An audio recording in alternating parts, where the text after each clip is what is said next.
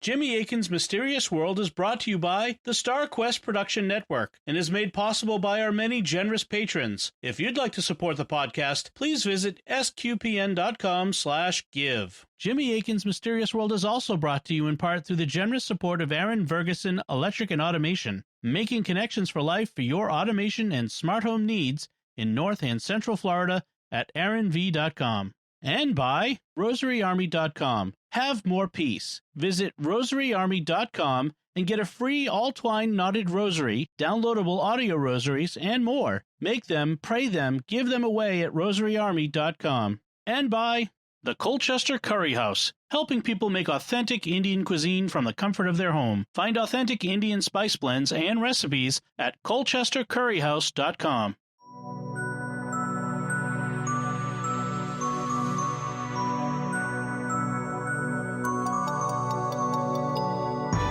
You're listening to episode 134 of Jimmy Akin's Mysterious World, where we look at mysteries from the twin perspectives of faith and reason.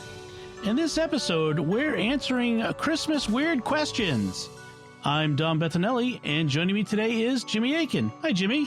Howdy, Dom. This is an episode, these questions are taken from an episode of Catholic Answers Live we did a while back. They don't have a special Christmas theme, but since today is Christmas Day, Dom and I are spending time with our families, and we didn't want to leave listeners without a new podcast, so we're presenting these weird questions to you. We're going to be covering subjects like the 1980s Satanic Panic, with Dungeons and Dragons and stuff. Also, people's addiction to coffee, what would happen in an alternate history where the Library of Alexandria never burned down. What about bodily mortification, the timing of Jesus's death? Was he just waiting in the tomb to come out on Sunday? Was he really dead all day Holy Saturday? Also, what would be the implications if animals other than humans were discovered to be sapient?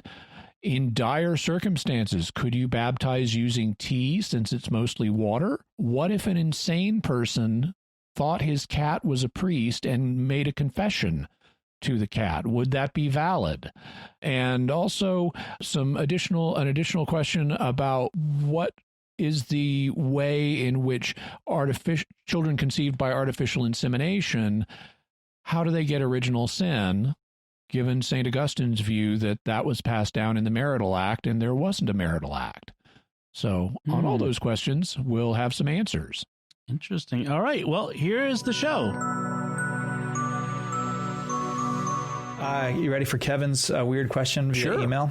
Okay. I'd like to know about the so-called Satanic Panic around Dungeons and Dragons, but also the related panic about Dungeons and Dragons and murder/suicide. I'm a big fan of tabletop role-playing games. I think most people of faith have gotten over the panic around the topic, but you still see it sometimes. I have, for example, seen Dungeons and Dragons listed on a confession guide. I'm going to read the whole thing because it's an interesting question. I mostly think this is silly, and it's certainly not the case that Dungeons and Dragons involves real spells or is a gateway to the occult. On the other hand, I definitely have seen the ways in which, especially in the modern RPG community, role-playing game community, these games can become an almost religious practice for people. A lot of newer independent role-playing games use the medium to explore unhealthy fringe moralities. Okay, so let's go down this a piece at a time and talk about it. Okay. The first thing he referred to, the Satanic Panic, was a thing that happened kind of in the 1980s and to some extent the 1990s. There were a number of fundamentalist Christian groups in particular who would argue that Dungeons and Dragons and other similar role-playing games were, quote-unquote, satanic. Yeah. And, Jack Chick was an example of this. He published one of his comic tracts called Dark Dungeons that was specifically devoted to this theme. He also thought one of my favorite institutions was satanic. Yeah, he thought the Catholic Church was. Yeah, so, right. He kind of put us in the same camp as Dungeons and Dragons. Yeah. This is something that was based on the fact that Dungeons and Dragons in particular incorporated elements of fantasy magic, not unlike other things like Tolkien's Lord of the Rings or the Chronicles of Narnia or lots of classic Western literature. Right. But because it had some of those concepts associated with it, even though it was just in a fantasy setting, there were no actual spells that people would say or anything like that. Just any association with magic is enough for some groups to accuse you of being satanic. Mm-hmm. That is not the attitude of Catholic moral theology. The real magic is bad, but watching a movie or reading a book or playing a game or doing a stage play where some of the characters use magic is not, or even talk to demons like Faust. Which is a cautionary tale about, do not sell your soul to the devil. It will not end well for you. And I learned the lesson. Yeah. All of those are potentially legitimate. You can put on, for example, a version of the Passion Play that might have Satan as a character working behind the scenes, inspiring Judas. In fact, if you watch Mel Gibson's movie, The Passion of the Christ, you've got something like that. Mm-hmm. So creating imaginative forms like movies, plays, games, books, whatever, that involve magic or the occult or demons are not themselves problematic, and not in and of themselves. They may be problematic, but they're not automatically problematic. And so the Satanic Panic kind of passed, but there was another panic, which he also refers to, that was sort of a mental health panic, because there were people who play Dungeons and Dragons, like any game, are people in a fallen state, and some of them are broken, and some of them do things they shouldn't do, like try to kill their parents for a $2 million trust fund, or fake your own death to get away from your controlling mom by hiding in underground steam tunnels under your campus, and then hiding out at a friend's house for a month. These sound like real things. Yeah, they were. Oh, okay. Because it was so specific. I was like, this has to be a real thing he's referring to. Yeah. So when these things happened, people noticed, this guy who tried to kill his parents for the trust fund, or kill his stepfather for the trust fund, he played D&D.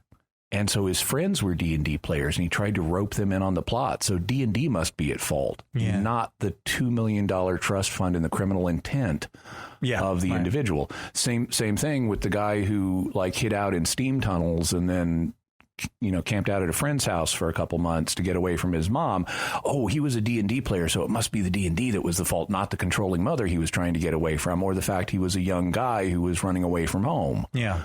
And so the moral panic also passed, because it became clear with the course of time that whatever you may say about people who are into D&D, they aren't systematically turning into murderers and suicides. There's no statistical data showing that the murder-suicide rate is higher substantially among them than among anybody else. So those panics kind of passed. Then there are lingering effects, though, and if I was reading an examination of conscience in preparation for confession, and it had something like "Have I played D&D" in it, my estimation of the preparer of the guide to confession would go down somewhat, because this is not of itself a problem. I would say this is a Jansenistic, scrupulous tendency. Having said that, there are problems, because human beings, there are problems in this area, just like there are in every other area. Could you read the last part of the question again? Yeah. On the other hand, I've definitely seen the way in which, especially in the modern role-playing game community, these games can become an almost religious practice for people. Okay, so let's stop there. Okay. By almost religious, that is kind of loaded terminology. There are people in any activity who use it, who get obsessed with it, or who really get into it. and it can be any kind of activity at all. It could be rock climbing. It could be exercise. It could be dancing. It could be playing music. It could be all kinds of things. People develop obsessions, some of them to an unhealthy extent. Other people just get really into something and they meet other people who are in it. It forms a kind of community for them. That's not of itself unhealthy, just being a fan of something, then meeting other fans. So I kind of... if someone is to the extent of being obsessed with something to where they're neglecting other duties, well, then that's bad. But I would hesitate to compare it to a religion. Then, and the other thing that Kevin mentioned was there are various groups of gamers who in gaming explore unhealthy moral situations. And that's true, but that's no different than reading books that explore unhealthy moral situations. There are lots of, books and movies and TV shows that portray unhealthy moral situations as if they were cool or acceptable or that glorify them and so forth. And so the fact that some gamers do the same things when they're doing their games, that's just another sign of human brokenness. But it doesn't mean the game itself is intrinsically bad. Having said that, now thus far I've largely said, with games in general, there are role-playing games in general, they're not necessarily bad. Some of them, are, for example, superhero games, where the point is being good and doing good and saving people. There are even Christian role-playing games where saving souls or battling the devil are, like your character may be Michael the Archangel or something. These are, or that teach the virtues. These can be very positive. Having said that, there is a spectrum, and some games have problematic design elements built into them. And I would cite D&D as an example of this. I'm not prepared to condemn every group of D&D gamers out there or every D&D game. By no means. You can run a D&D in a healthy way. But the game has a problematic design element in it known as alignment. Alignment is the moral disposition of your character. So, and it's kind of it's not a square of oppositions, but you have good, neutral, and evil, and then you have lawful, neutral, and chaotic, depending on how much they follow rules versus how much they violate rules and whether they tend to be good or be bad or somewhere in the middle. And characters are authorized to have players are authorized to have characters with any of those alignments. And in fact, if they want to play a character of a certain race, let's say a dark elf. Well, what kind of alignment would you suppose a dark elf might have? There's probably something in the evil zone, right? Hence the name dark elf. And so characters are expected to play out through players are expected through their character to have their character act in a way that's in accordance with its alignment. Now, this is not in principle different than an actor playing a role. And actors can morally play roles where the character does something bad. Someone has to play Judas in a passion play. Someone has to play Pontius Pilate in a passion play. But you need an actor who recognizes the evil that their character is doing and internally separates himself from it. And so it's not, I'm not getting into this. I may be physically acting out this part and saying these lines of dialogue, but I'm not going to let myself cross that mental line in doing it. But the problem is lots of actors in Hollywood cross that line. That kind of method. Right. And the same thing can happen with D&D players. If their character is one that's required to behave in an evil way, then they may method act with that character and mentally cross the line into evil thought patterns. And so if I had been Gary Gygax and Dave Arneson, who designed the game, I wouldn't have set up the alignment system that way to make that so easy for the players to do with the characters. Yeah, because we're psychologically vulnerable creatures in many ways. I mean, you can't just pretend to be evil all the time and not have consequences. Yeah. The next question comes from Tim via email. I wonder if this is Tim Staples. He's just like, oh, you know what? I'm going to ask Jimmy a weird question. I doubt it. All right. Catechism of the Catholic Church, paragraph 2290, have anything to say about people's addiction to coffee? We all seem to give coffee a pass, even though people spend lots of money on it and develop significant psychological and physiological dependence on it. Find any humorous coffee meme and substitute the word heroin, and suddenly it isn't so funny. So here we have... what does the paragraph in the Catechism say? Why don't we read that for folks? Catechism paragraph 2290 says, the virtue of temperance disposes us to avoid every kind of excess, the abuse of food, alcohol, tobacco, or medicine. Those incur grave guilt who, by drunkenness or a love of speed, endanger their own and others' safety on the road, at sea, or in the air. Okay. So let's talk about this subject. First thing I want to mention is the concept of addiction. I'm not a big fan of the concept of addiction because when people say someone's an addict, they, number one, they're implying a moral censure, but even more fundamentally, they're implying that the person has a lack of control over the behavior.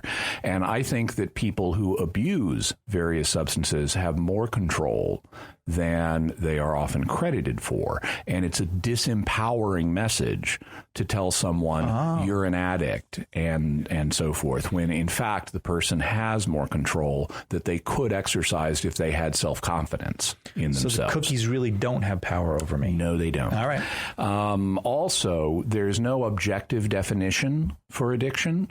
I'm not saying the term can never be used. I could imagine someone who is so physically dependent on some chemical that they will literally die if they don't get it. Right. But but most people in most situations are not in that condition, and modern medical health professionals have even moved away from using the term addiction. If you look at the Diagnostic and Statistical Manual of Mental Disorders, the DSMR, it doesn't have addiction listed. It has substance abuse and substance dependence. And then there are different degrees of dependence where like, okay, I get a mild headache if I don't have my coffee, to I have a heart attack and die if I don't have my substance of choice. And so this is a more sophisticated view that I think is a better model to approach than just slapping the term addiction on everything. So even though I can't rule out that there might be some people who are literally addicted to coffee in the extreme sense, I don't think that's true of most people. I think there are people who drink coffee a lot, and maybe to a point where it causes them problems like nervousness or sleeplessness, or they get a headache if they don't have it. But I would tend to put that in the mild dependence or abuse area rather than a full-on addiction. And that's one reason why. So the reason people take substances, whether it's coffee or heroin, the other substance that was mentioned, is because there's a perceived benefit to them. In the case of coffee, they may want mental alertness, or they may like the flavor. In the case of heroin, it's because it makes them feel a certain way. But you then have to look at the downsides. And in the case of coffee, we mentioned some of the downsides. You take too much of it, you can get nervous, you could, jittery, you could have trouble sleeping, things like that. In the case of heroin, though, the downsides are much worse. Heroin destroys people's lives in a way coffee doesn't, or I should say regular heroin use does. So that's one reason why if you take a coffee meme and substitute heroin, it ceases to be as funny, because heroin is not as benign as coffee. Having said that, so I would say we want to keep this in perspective. Coffee is not as bad as heroin. "Quote unquote," coffee addiction is not the same as heroin addiction. Having said that, I think that the relevant paragraph in the Catechism applies here. It says the virtue of temperance disposes us to avoid every form of excess. And then it lists some examples. You can have an excessive use of, what's the first one it names? Food. Yeah. So you can eat too much. The next one is alcohol. You can have too much to drink. The next one is tobacco. You can smoke too much. The next one, medicine. You can take too much medicine. Mm-hmm. So all of those are forms of excess, and they all should be avoided under the virtue of temperance. The same is true of coffee. There is such a thing as too much coffee. What that amount is going to vary from one individual to another. Most people, most of the time, if they do have an excess of coffee, it's not going to involve grave sin, but it is something that temperance would exhort one to avoid. Yeah. But this is not unique to coffee. This is everything. Yeah. There is even such a thing as too much water. Water toxemia is a real thing, and it can kill you. If you drink too much water too quickly, you will die. So even something as necessary for life as water can have excesses.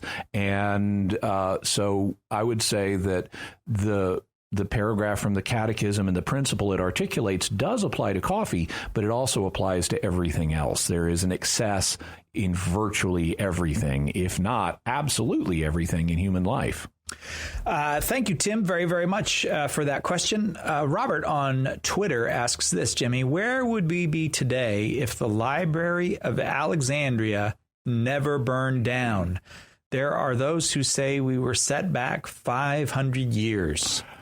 It's certainly true that we don't have the Library of Alexandria, and it's certainly true that there are various historical sources that talk about it burning down, but actually scholars are not convinced of that. The library may have ceased to exist for other reasons besides burning down. And this is a bit of a historical mystery. Oh. But having said that, we can reframe the question of where would we be if the library had remained and we still had access to all of those ancient documents. The answer is there's no way to know. We presumably might, if we're judging things in a technological sense, we might be, a century or two ahead technologically if we had access to all of the science that the ancients knew, and if that had percolated throughout the ancient world from Alexandria and other people built on it.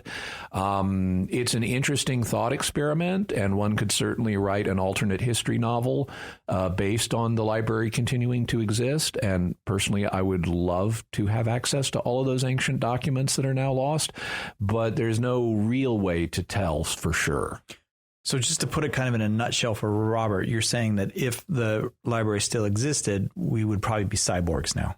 Not necessarily. Did I miss some of the subtlety? No, but and this is to give an alternate scenario. Okay, so let's suppose that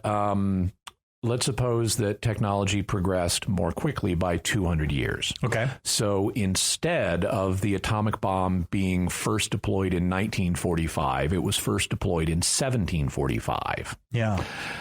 Well, suppose other elements of our culture had not changed around the way they did. The only thing that's extra developed is technology, but the rest of culture is just the same. Can you imagine what people in 1745 would have done if they had been able to make atomic bombs? It would have been not good. Yeah, it would have been not good. That was a very warlike period. We didn't have the international institutions. Imagine the French and Indian War. Yeah. So we could be living in Commandy's time where, civilization has fallen in a nuclear war and we have talking animals now. So that could happen. I guess so. So not cyborgs. Not cyborgs. Yeah. All right. Robert, thanks for that very, very interesting question. I kind of enjoy counterfactuals. Mm-hmm. I kind of enjoy just explore them a little bit. But I had never thought of that particular counterfactual. But you know what, though? Maybe they would have discovered the New World sooner. And that would have, because you would have had they might have technology to all kinds of more earlier wars. Yeah, exactly. Let's go to another weird question. Anne asks, I have a question. Thank you for starting that way, Anne. About bodily mortification. Okay. She's reading Reform Yourself and Other Lives of Saints who did actually damage their physical bodies. To me, that seems very wrong, as our bodies are temples of the Holy Spirit, and God created the body good, so much so that burial of the dead is an act of Christian charity. Yet we still are being advised in some quarters to subdue our bodies with either extreme and unhealthy neglect or actual harm. So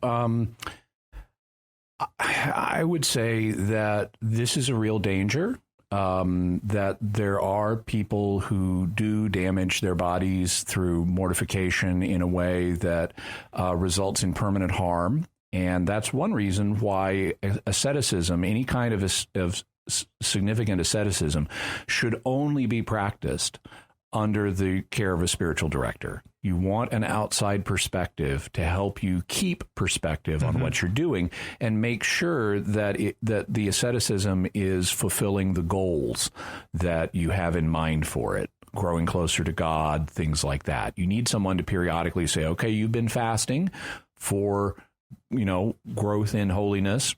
How's that going? Yeah. If is it making a difference or not? Right. And how severe of a fast is this? Are you damaging your body or whatever it may be? You need an outside perspective of a mature, sound person to help you through that process as a check. Because if you're engaging in an ascetic practice that is of a significant nature, your own perspective is not necessarily objective. Right, and so you want that outside perspective. Having said that, I can't rule out altogether the idea that that there are no scenarios where it's okay to practice asceticism to the point that there is some kind of ongoing physical damage. These would be rare scenarios that I can imagine, but I can imagine. Suppose there is someone who, and I don't know exactly how you'd know this, but suppose there was someone who the only way this person is going to avoid mortal sin at the point of death is if they have practiced some kind of extreme asceticism that gave them a physical mark to remind them not to commit mortal sin. Well, in that case, I would say that the good of the person's soul getting to heaven outweighs the harm that's physically done through the asceticism. This is a principle that St. Paul articulates in Scripture, where he talks about how exercise, for example, and bodily discipline is good to a certain point. And you know what they say about that? No pain, no gain. Yeah. The reason the pain is there, if you're, let's say, building muscle, is because you're tearing the muscle fibers. That's how you build muscle. You exercise to the point that you create microscopic tears in your muscle fibers, which then grow back stronger.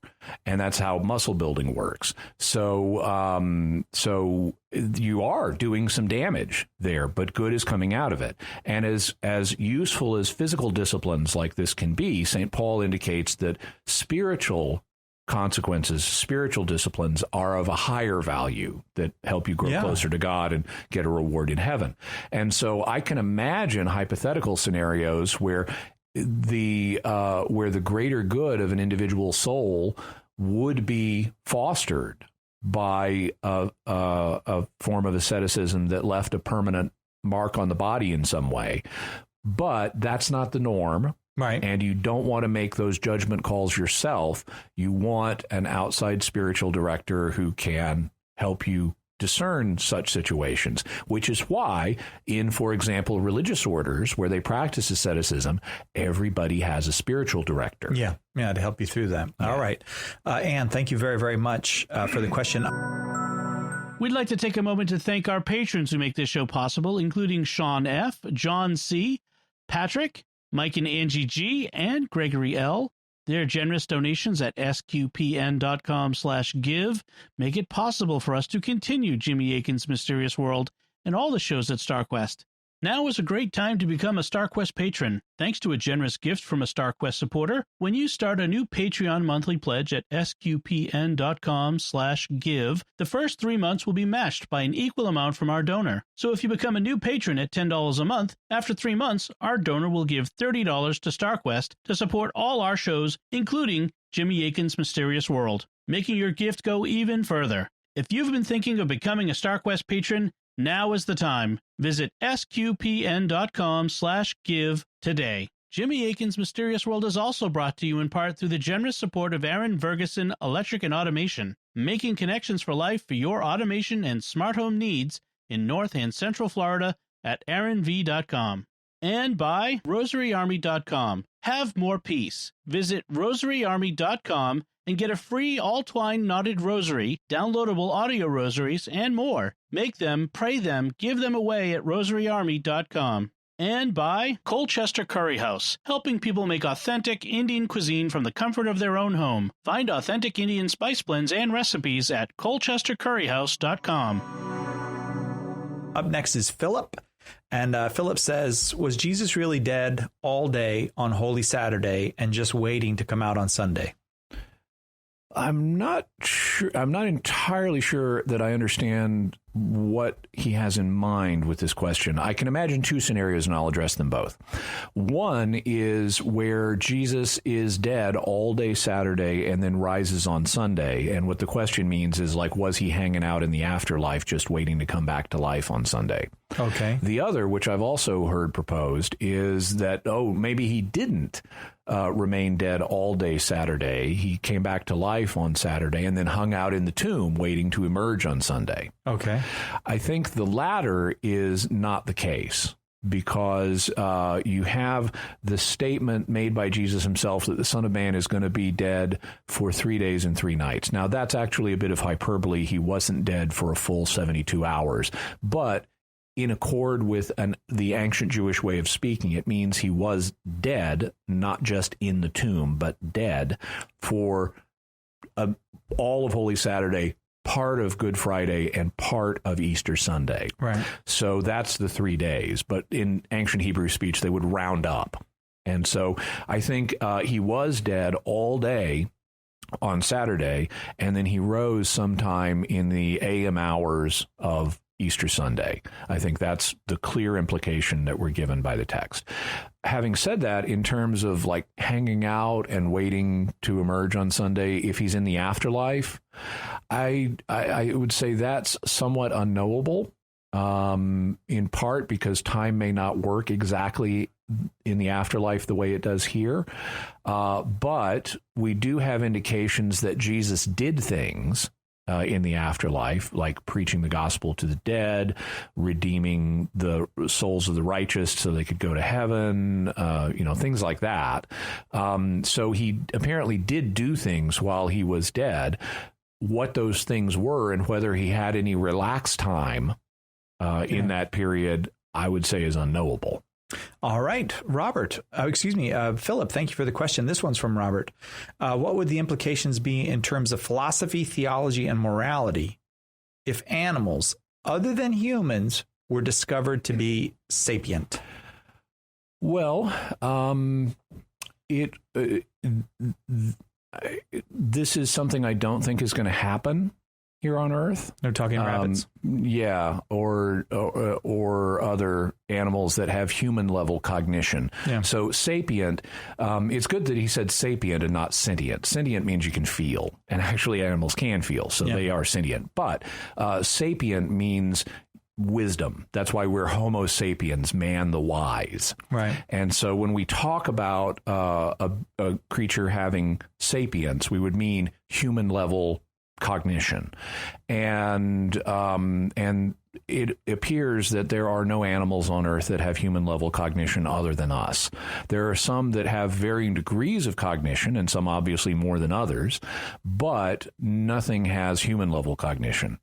Having said that, let's suppose, counterfactually, that such animals came into being, or we discovered that contrary to appearances, something really can think as well as we can. Yeah. They just didn't want to talk to us up to now for some reason, and we're playing some game hiding that from us. Or maybe it's pixies, and they did talk to the Irish, but they didn't talk to anybody else. Pixies wouldn't be animals to my mind. Oh, yeah. But, okay, fair enough. So suppose one way or another we end up with terrestrial animals that have human level cognition. Now, if they're extraterrestrial animals, you know what we call them, right? Extraterrestrials. Aliens. Yeah, extraterrestrials.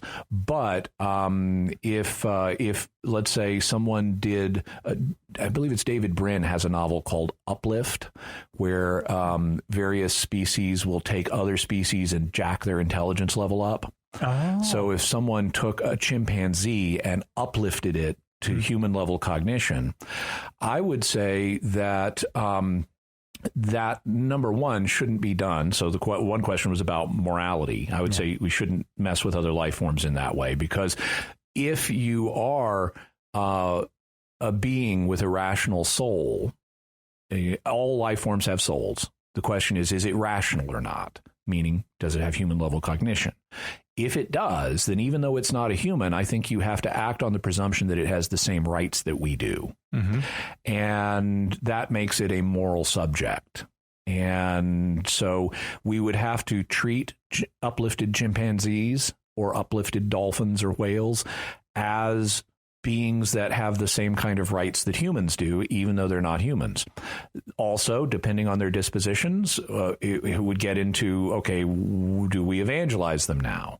And I would apply the same criteria I would for extraterrestrials to them. That's something I talked about, episode 55, Jimmy Akin's Mysterious World, Aliens and Religion. So I created that episode so I'd have a one source go-to. Yeah. Just go to that for all these questions. Yeah. Philosophically, I think they would be rational substances like we are. And so that would they'd have to be treated as such in terms of the rights. But it would be wrong to do this because God has determined through his own plan how rational beings are to come into the world. In our case, it's through human reproduction. Yeah. And using artificial means like test tube babies to create in vitro fertilization to create rational beings is not God's plan for our species. Same thing, uplifting chimpanzees is not God's plan for bringing new rational beings into the world. And so I would say it should not be done. It would be unethical. All right. Thank you very, very much, Robert. You want to follow up on something? Yeah, so I mentioned the idea of uplifted chimpanzees and stuff like that, and it brought to mind a science fiction story I read a number of years ago. I believe the title was Monkey See, and the premise of the story was Earth has joined a galactic federation, but one of the conditions for membership was we had to ensure equal rights for everybody on the planet. And the aliens who run the Galactic Federation do not see a significant difference between humans and chimpanzees. Why would you? So we have to give human rights to chimpanzees. Right. The problem is there are chimpanzees who are living in like research facilities and like animal preserves. So we can't just let them go. They're not used to caring for themselves. Right. What do we do? And so the solution that the caretakers came up with was we treat them as if they were human beings. If human beings behaved like this, they would be institutionalized. Yeah. So this is now a mental institution. Yeah. And the problem, and that works fine for a while, but then the aliens in the Galactic Confederation decide to send a doctor to cure them. And things do not go well. And it's a hilarious, absolutely hilarious story. One of my all-time favorite sci-fi stories. I believe the book it's in is a collection a few years ago of alien-based mystery stories called What Done It. Oh, okay. Monkey See. It's a hilarious story. It's really good. All right. Next up in Weird Questions, Amanda asks the following, Jimmy. And I like that she has asked the question and then a follow-up question. In dire circumstances, can one baptize with tea? It's mostly water. But here's the follow-up. Okay. What if it's sweetened? Well, okay, so let's answer both questions straight. Yeah. The standard theological understanding is that you could not use tea to baptize because even though it's mostly water, it is not natural water, which is the standard theological opinion has been you have to use natural water to baptize. So if in the opinion of an ordinary person it's no longer water, if it's something else, then it is not valid matter. There is even a parallel case to this that the Holy See decided back in 1241 AD, where they got a letter from a bishop in Norway. And, it's real cold in Norway. It's got lots of mountains and things. They apparently didn't have a lot of water, but they had beer. And so they were actually in Norway baptizing babies with beer. In some cases, on the same logic, it's mostly water. Well, they wrote the Pope, and in 1241, if I recall correctly, the Pope wrote back and said, such babies are not rightly baptized. You got to use water. Bummer. So do not baptize babies in beer, and by analogous reasoning, do not baptize babies in tea. Having said that, if one was in a situation where someone's about to die and all you have is tea, this is a theological opinion. It's not a defined church teaching. Hypothetically, someone might use it conditionally. Saying if this matter is capable of baptizing you, I baptize you. I can imagine someone doing that as a hypothetical scenario. I'm not endorsing it. Right. But, when someone's on the verge of eternity, that would be the kind, if anything would be the kind of dire circumstance that would make that permissible, that would be it. Now for the second question. What if it's sweetened? You're laughing like this doesn't have a serious answer. The thing is, it's not going to get more positive because you added more stuff to it. That's all. You have a correct intuition. Okay. Yes. So the farther something departs from being what a normal person would consider water, the more impurities you introduce into it of that nature, and adding sugar in whatever form, whether it's fructose or sucrose or something else, that is going to further make this invalid matter. But it does make it more delicious. It does make it more delicious, but it's going to not help you with the baptism. All right, Amanda, no beer, no tea. Mark asks this, and I love this question. In confirmation class, a kid once asked me this, and Mark, thanks for teaching confirmation class.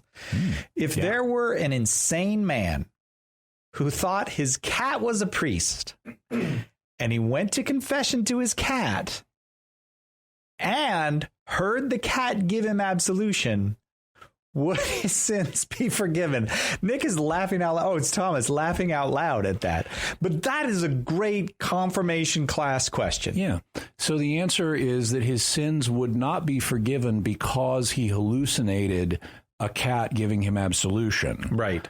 His sins might be forgiven, though, if in his delirium he made an act of perfect contrition, right, thinking I'm doing what God wants me to do. I'm loving God because he's so great, and I want to do what he wants, and he wants me to go to confession to this cat, and that's what I'm going to do.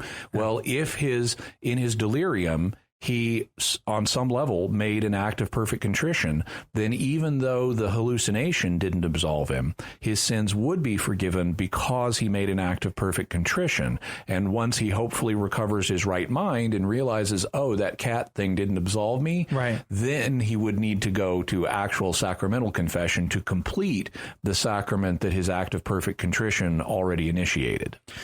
A couple things, Jimmy, if I may. First, I am delighted that this kid is now... It's the same thing. No, I'm not going to ask you about a dog. I'm just so happy that this kid now is a confirmed fellow Catholic. I love the kid that had the thought. But I just want to ask you, this is for you personally. Okay. Because I think the answer to this is yes. Okay. Did you envision a black cat with kind of white down his throat? No. Oh, you didn't? I envisioned a golden tiger cat. I saw a black cat with a white. Why else would the guy think he was a priest? A golden tiger. I never had a black cat. I had a golden tiger cat when I was a kid. I had several cats, but the main one was this golden tiger cat, and it was huge. And I didn't realize it because, it's was just your this cat. But a friend of mine is like, no, this is like a Flintstones level giant cat. Ah, yeah. Yeah, his name was Goldie. See, now I don't think it was a cat. I think that was a space alien visiting Jimmy Akin. Maybe it was the Great Gazoo in keeping disguise. an eye on you. Sasha wants to ask this. I read that Augustine believed that concupiscence is specifically passed down through the act of intercourse of the parents, which leads to to practical questions like, would concupiscence still be part of a child if there would be artificial insemination without any sexual act involved? So concupiscence is disordered desire, and it's one of the consequences of original sin. And original sin is the deprivation of sanctifying grace. So because we're born deprived of sanctifying grace, we have a broken nature that results in disordered desire or concupiscence. Now, I'd have to do some checking on the details of exactly what Augustine said in this regard. I'm aware of the basic claim, but how I've always understood what he meant, and he may have had a somewhat different take, this is just my understanding of what he meant, is that human nature was incapable, in its fallen state, human nature is incapable of passing down the sanctifying grace that would be needed to prevent someone from having concupiscence, original sin, and thus concupiscence. So if our first parents had not fallen, then when they got together to make New Little Incredibles, the human act would have passed down as a sacrament, would have passed down the original grace, righteousness, and thus they wouldn't have the broken human nature and wouldn't have concupiscence. But because they lost this, they couldn't pass it down. And so I've always understood it in that light. And so given that, if you're circumventing God's plan, like with in vitro fertilization, you're coming up with a baby even without the human reproductive act, then, well, that's not going to get the grace of original righteousness passed down either. Yes. So, of course, people who are conceived via IVF are going to be like the rest of us. They're going to be deprived of sanctifying grace upon birth. They're going to have a broken human nature. They're going to have disordered desire. They're going to have concupiscence. And you can ask all of the people who have been conceived of IVF, do you ever have temptation? And they're going to say, yeah. So this seems to be experimentally verified. Right. But if you start with it's a lack, it's not the presence of an additional thing. Correct. It's a lack of something. And that makes more sense. That's true of evils in general, is they always involve a lack of something good. And so concupiscence is a lack of something good. Oh, so this makes me think of Jesus then. I mean, clearly he's God incarnate. All graces are I mean, he bears all graces. But does Mary then, the fact that she's sinless means she can, I don't know, I guess I don't know what I'm saying, because he already had all the graces. Could Mary, if she had a child, have passed down original righteousness to that child? Yeah.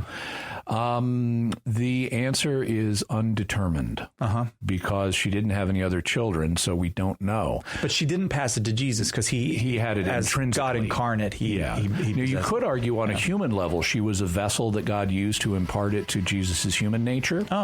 However, it's not certain, because some thinkers have also thought that it would be the male who would pass it down, or it could be the female, or it could be both. Okay, fair enough. So, Jimmy, what is going to be the subject of our next episode? Next Friday is New Year's Day, so we'll be having another Weird Questions episode for New Year's Day. Then after that, another mystery. In the meantime, Merry Christmas and Happy New Year to all the listeners. Merry Christmas. Folks, send us your feedback by visiting sqpn.com or the Jimmy Akin's Mysterious World Facebook page. Send us an email to mysterious@sqpn.com or send a tweet to @MYS_world with the hashtag of mysterious feedback. Until next time, Jimmy Akin, thank you for exploring with us our mysterious world. Thanks, Dom. And once again, I'm Dom Bettinelli. Thank you for listening to Jimmy Akin's Mysterious World on StarQuest, and Merry Christmas, everyone.